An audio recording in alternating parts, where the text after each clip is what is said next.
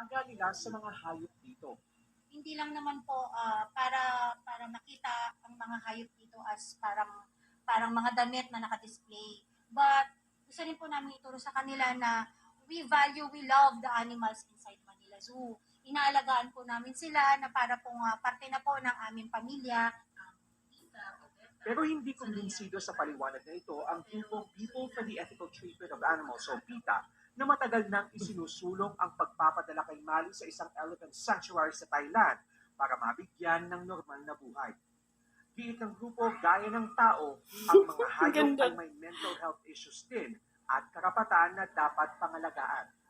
Sana hindi lang yung hindi lang si Mali, yung i-campaign natin for retirement. Siguro lahat na ng mga hayop dyan sa Manila Zoo, kung kaya pa natin silang bigyan ng mas magandang buhay.